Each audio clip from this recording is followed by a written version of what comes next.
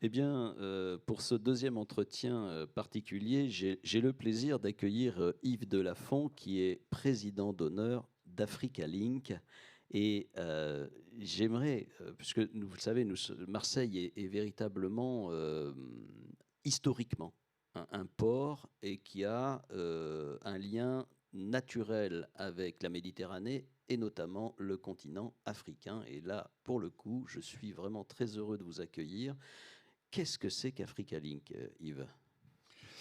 Bonjour à tous.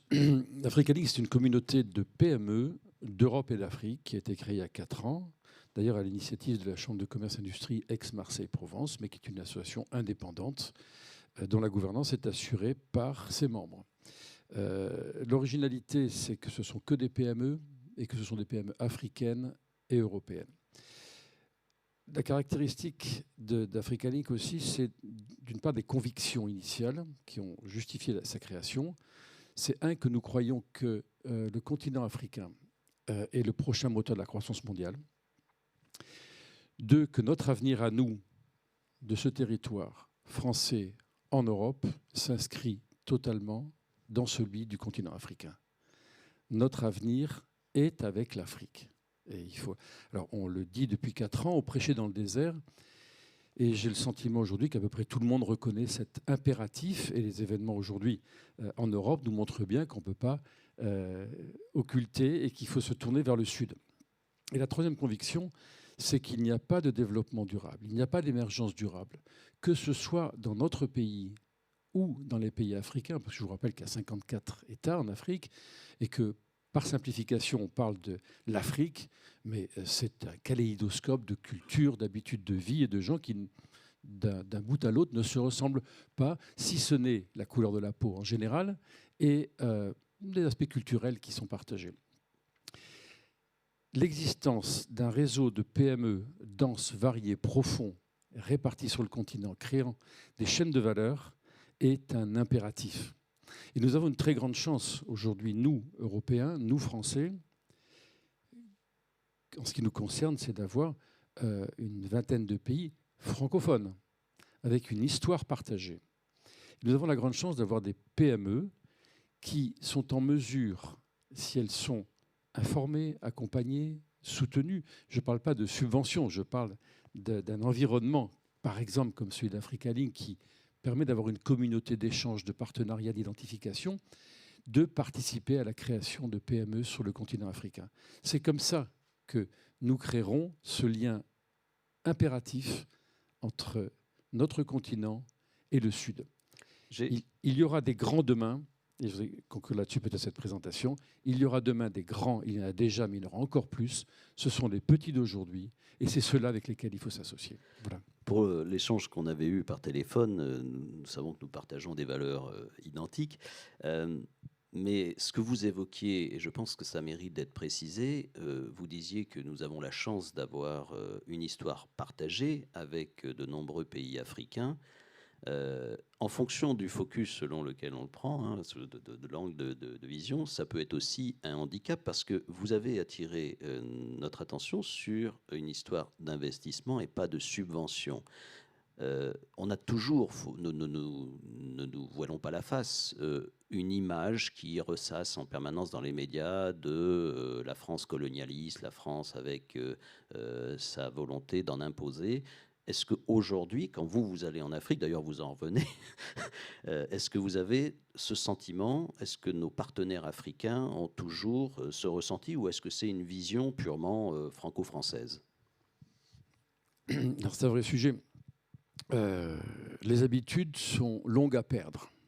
Nous avons un passé colonial qui est ancien maintenant. Il faut quand même se rappeler, je n'ai jamais été colonialiste. Je suis trop jeune pour ça. Mais on a quand même pris l'habitude, pendant des décennies, d'être en tête-à-tête avec nos anciennes colonies. Et eux ont pris l'habitude d'être en tête-à-tête avec nous. C'est-à-dire que pendant des décennies, eh bien, il y avait un précaré français et on faisait nos affaires entre nous, France et différents pays africains. Aujourd'hui, c'est terminé. Aujourd'hui, nos partenaires africains ont le choix de partenaires. On est sorti du tête-à-tête. Et un pays en Afrique, maintenant, a La Chine, bien évidemment, on le sait tous, mais l'Inde, on l'oublie très souvent, les États-Unis, la Turquie qui est extrêmement présente, et bien d'autres. Donc, ils ont le choix du partenaire qu'ils vont prendre sur les années qui viennent. Nous avons la chance d'avoir un contact qui est encore très fort, mais si on ne change pas notre logiciel de relation, c'est-à-dire avec moins d'arrogance, en sortant du schéma de Tintin au Congo, qui est encore dans l'arrière-plan de beaucoup de nos concitoyens, c'est fini. C'est fini. Nous devons prouver que nous sommes bons, que nous sommes des bons partenaires et que nous jouons gagnant-gagnant. Et la position de la France depuis 5 ans, je dis 5 ans parce que c'est l'élection du président Macron, a été une révolution dans notre approche de l'Afrique. Ça a été quelquefois dans des grincements de dents. Rappelez-vous, la colonisation, un crime contre l'humanité qui a fait bondir les gens sur leur fauteuil. Non, c'est de dire, regardons notre passé. Il y a des côtés extraordinaires, il y a des côtés terribles. Regardons-le sans se culpabiliser. Aucune personne dans cette salle n'est responsable. Le monde était comme ça. Regardons-le, ne le cachons pas, ne le mettons pas sous le tapis. Oui, il y a eu une guerre en Algérie. Oui, c'est une guerre d'indépendance. Oui, elle a été dramatique. Oui, il y a eu la colonisation. Oui, il y a eu des habitudes qui se sont prises depuis longtemps et des comportements arrogants, il faut le dire. Mais ce qu'on regarde maintenant, c'est demain, pas derrière. Et à rester sur ces vieux clichés, on va faire des barricades toute l'année. On va rester sur la barricade, on n'avancera pas. Et pour se raccrocher au sujet de ce colloque aujourd'hui, il y a du French bashing. Et il est alimenté très largement sur les réseaux sociaux, sur des fake news souvent grossières. Rappelez-vous qu'il y a autant d'extrémistes, autant de complotistes, autant de gens qui veulent le conflit en Afrique que chez nous. Promenez-vous sur les réseaux sociaux et sur Internet, vous allez tout de suite voir le nombre de, j'allais dire, jobards. Mais ils ne sont pas si jobards que ça, parce qu'il y a une volonté derrière. On a la même chose. Une stratégie. Et il y a une instrumentalisation, quelquefois d'opinions qui sont plus fragiles, et que ça entraîne des comportements. Et on le voit au Mali, on le voit au Burkina Faso, on le voit dans beaucoup de pays, anciennement colonies françaises, parce que ce n'est pas le cas du tout dans les autres pays d'Afrique anglophone, qui demandent de la France. Les gouvernements, la plupart et la majorité des gens en Afrique subsaharienne et en Afrique du Nord ne considèrent pas la France comme une puissance impérialiste qui les bouscule, qui leur font du mal. C'est instrumentalisé. Et donc, c'est vrai qu'il y a une partie qui dit maintenant, on est malheureux, il y a la guerre, il y a le djihadisme, il y a le terrorisme, l'économie ne va pas bien, il faut chercher un bouc émissaire. C'est humain, c'est ce qui se passe en France. On a un problème, il y a du chômage, c'est la faute des émigrés.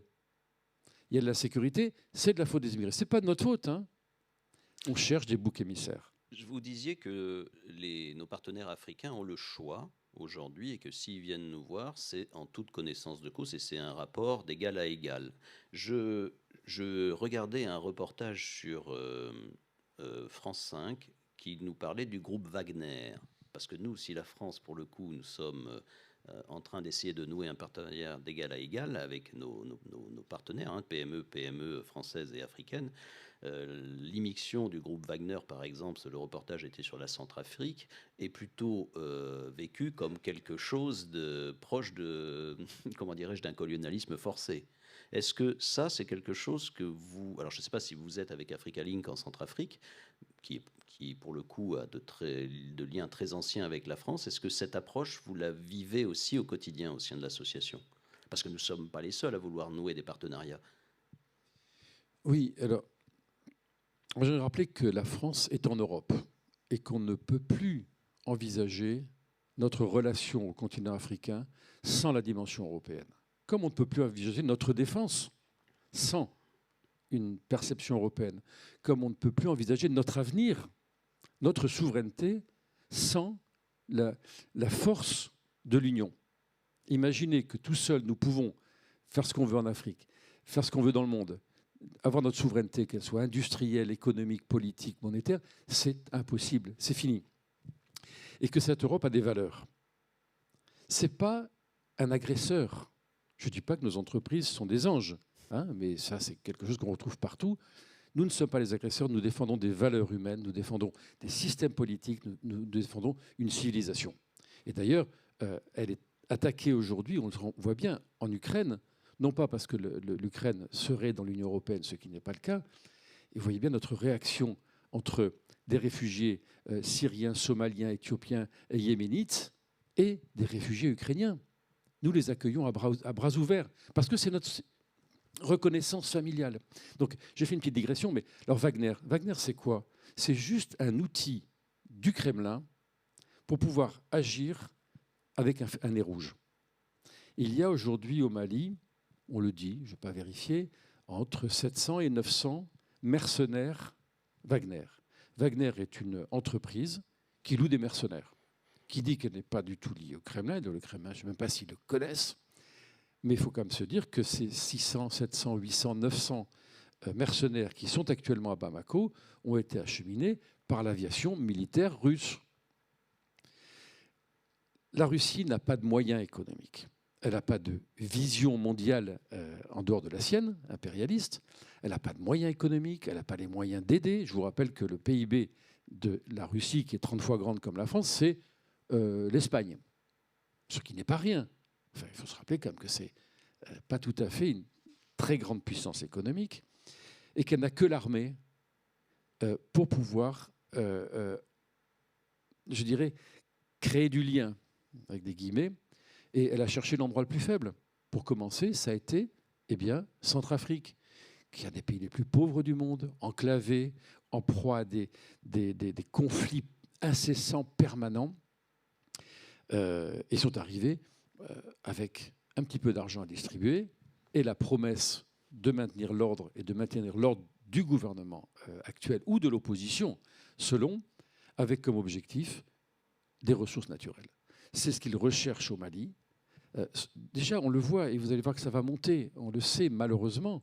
Il y a déjà des exactions commises. Alors, on dit que c'est l'armée malienne. En fait, il y a des instructeurs maliens qui sont là, avec des villages qui sont brûlés, avec des assassinats et des exécutions. Parce que l'État malien n'a pas aujourd'hui les moyens, hélas. Moi, je ne souhaite que l'État malien soit totalement autonome, fort, gère son problème, gère ses problèmes. Nous avons une responsabilité. En ayant fait tomber Kadhafi, qui était un monstre, on va dire, hein, ben un monstre qui coûtait quelques milliers de vies par an. En le faisant tomber, on a fait sauter le bouchon de la cocotte minute, on a mis à plat la Syrie, qui est une porte ouverte pour tous les trafics, et qui a inondé le Sahel d'hommes, de troupes et d'argent. Un général de Kadhafi, quand il est tombé, est parti avec 50 millions de dollars et 5000 hommes. Et il a été où? Eh bien, il est descendu au Mali. Et il a créé. Et c'est un imbroglio terrible que le Mali n'a pas les moyens de gérer. On a essayé de le faire, on y a contribué. Et heureusement qu'on est intervenu pour stopper la descente des colonnes djihadistes sur Bamako. Sinon, le Mali tombait. Mais ensuite, comme le disait le chef d'état-major français, on ne fait pas la paix avec la guerre. Ce que vous nous dites, Yves, en fin de compte, c'est que l'environnement n'est pas forcément sécurisé. Ça me permet de revenir sur l'objet de ce salon, hein, la sécurité des échanges entre la France et l'Afrique, entre nos PME et leurs PME. La sécurité des relations, c'est quelque chose que, alors pour le coup, je précise qu'Yves travaille dans le secteur bancaire, et donc pour le coup a nativement une notion de sécurité. C'est quelque chose que vous mettez en place au sein d'Africa Link. Vous arrivez à sécuriser en termes de cybersécurité. Vous faites sûreté, sécurité et cybersécurité. C'est quelque chose que vous appréhendez? Alors, juste pour préciser, je viens de quitter la présidence d'Africa Link que j'ai assurée pendant 4 ans et 2 coprésidents ont été élus, un Européen et un Africain, un Franco-Marocain. Et alors, au niveau de la cybersécurité, nous n'avons pas d'action particulière, une sensibilisation, mais je souhaiterais que notre communauté, sous la présidence, cette nouvelle présidence, le poursuivre. Il faut savoir qu'un de nos 2 coprésidents maintenant est un spécialiste dans ce domaine, un spécialiste reconnu, et je pense qu'on irait un peu plus loin là-dedans. Si je reviens à un de mes métiers, qui est celui d'être banquier, l'aspect cybersécurité avec la compliance est devenu une donnée majeure. Nous avons été attaqués, nous avons perdu un petit peu d'argent, mais on a maîtrisé ça assez bien.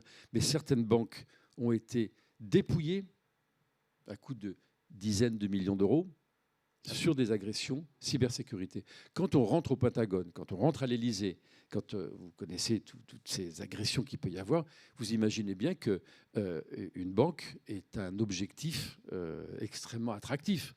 C'est mieux d'être derrière son ordinateur pour détourner quelques millions plutôt que de prendre une Kalachnikov et d'aller attaquer une agence. Donc oui, c'est un impératif. Oui, nous ne faisons pas assez, que ce soit en Afrique ou ici, mais peut-être encore plus en Afrique parce qu'on a d'autres sujets de préoccupation très souvent, mais c'est quelque chose qui est extraordinairement important. Et au niveau de nos entreprises ici, je dirais que la majorité des entreprises ne font rien. Je connais encore beaucoup de gens qui n'ont même pas de mot de passe sur leur téléphone, voire sur leur ordinateur. Et que quand on voyage, et on est nombreux à voyager dans Africa Link, une des recommandations, mais je dis ça à tout le monde, c'est attention à ce que vous emmenez, attention à vos clés. On met souvent des informations sur nos clés parce que le portable n'a peut-être pas toujours la même capacité que notre... Et on garde certains... Mais la clé, elle n'est même pas verrouillée. Et notre ordinateur, on le laisse. Alors, ce n'est pas forcément en Afrique que ça va être le plus fréquent, mais quand vous êtes, je veux dire, pas aux États-Unis peut-être, mais encore que en Chine, mais c'est quelque chose qui est une évidence. Vous faites pomper. Et aujourd'hui, avec le télétravail, on a encore plus de portes ouvertes. Et la plupart des mesures qui sont à prendre aujourd'hui sont des mesures basiques. De bon sens. De bon sens. Mais on ne le fait pas parce que si j'en parle avec mes homologues, ils me disent « tu as raison, on va le faire ». Mais j'ai ce truc-là à faire, ce truc-là à faire, et je repousse d'une semaine, d'un mois, de 6 mois, et je ne le fais pas. Et c'est très bien qu'il y ait ce genre de réunion pour rappeler que c'est une guerre économique. Enfin, une guerre, c'est une guerre, qu'elle soit arme économique, culturelle, etc. C'est une guerre. Peut-être moins de morts, mais c'est une arme. Notre défense française, européenne, passe par un armement. Et je dirais normalement défensif, mais aussi offensif. En tout cas, c'est une bonne nouvelle de savoir que vous êtes président d'honneur d'Africa Link et que parmi vos deux successeurs à la présidence, il y a un spécialiste de la cyber. Merci Yves pour votre témoignage ce matin. Nous ne sommes pas isolés, nous ne sommes pas seuls au monde. Nous faisons certes partie de l'Europe, mais nous sommes aussi en lien avec l'Afrique. Merci Yves pour votre participation. Merci à vous.